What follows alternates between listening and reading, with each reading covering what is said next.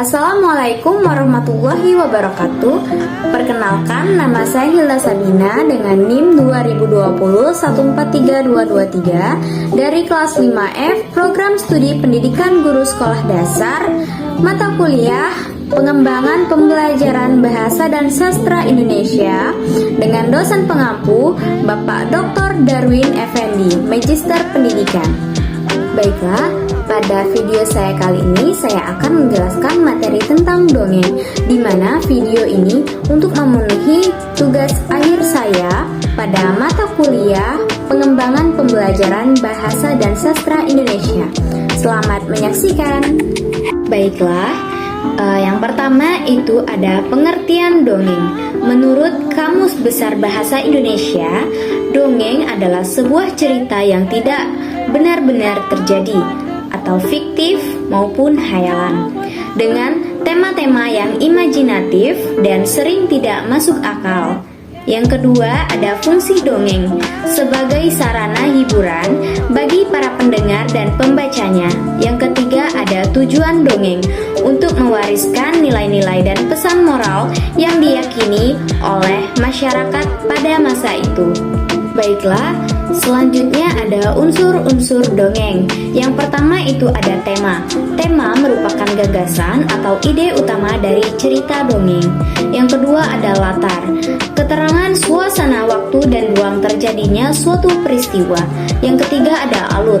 Peristiwa yang terjadi pada dongeng. Yang keempat ada tokoh, pelaku yang ada pada dongeng. Yang kelima ada penokohan, penampilan dan watak dari tiap tokoh yang ada di dalam cerita.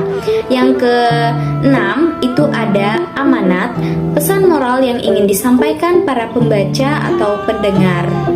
Yang kelima selanjutnya ada jenis-jenis dongeng. Yang pertama itu ada fabel, cerita dongeng yang tokoh utamanya binatang tetapi memiliki watak dan perilaku seperti manusia.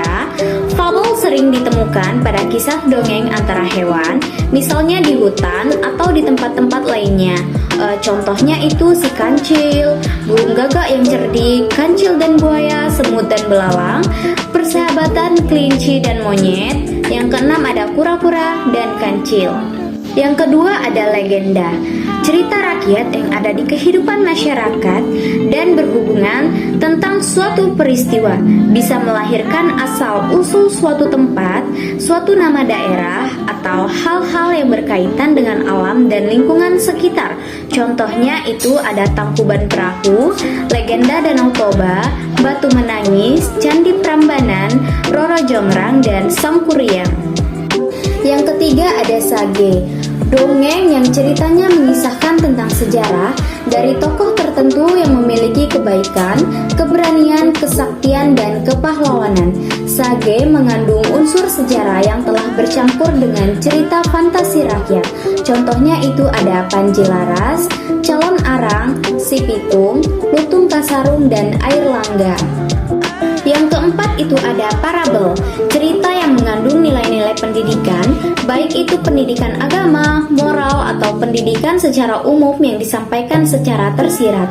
Contohnya ada Sepasang Solo Putih, Damar Wulan, Hikayat Bayan Budiman, dan Maling Kundang. Selanjutnya yang kelima itu ada jenaka atau lelucon, cerita lucu yang diperankan oleh tokoh-tokohnya. Contohnya itu ada Si Kabayan, Pan Balang Tama, Singa Rewa. Yang keenam ada dongeng biasa. Dongeng ini memuat cerita suka duka dan impian seseorang. Contohnya ada Bawang Putih dan Bawang Merah, Cinderella, dan Ande-Ande Lumut. Selanjutnya yang keenam ada ciri-ciri dongeng. Ceritanya singkat, kalimat pembuka umumnya diawali dengan pada zaman dahulu, pada masa silam, Alkisah, pada suatu hari, dan sebagainya. Memiliki alur yang sederhana. Karakter atau tokoh di dalam cerita biasanya tidak disampaikan dengan rinci. Ada dua tokoh dengan watak yang berlawanan, yaitu baik dan jahat. Selanjutnya ditulis dengan gaya penceritaan lisan. bersifat fiktif atau hayalan. Ada versi yang berbeda-beda karena cara penyebarannya dari mulut ke mulut, mengandung pesan moral yang bisa dipelajari oleh pembaca atau pendengar, dan diketahui dengan pasti siapa pengarangnya. Yang ketujuh ada struktur dongeng. Yang pertama ada pendahuluan, bagian pengantar yang berada dalam sebuah dongeng. Bagian ini umumnya dibuat untuk menggambarkan secara ringkas isi cerita dongeng. Yang kedua ada isi peristiwa, bagian utama dan terpenting dalam suatu dongeng di mana isinya menggambarkan tentang kejadian secara berurutan. Yang ketiga ada penutup, yaitu bagian akhir yang terdapat dalam sebuah dongeng, pada umumnya berisi tentang pesan moral dan juga kata penutup. Selanjutnya yang ke-8 itu ada cara menulis dongeng.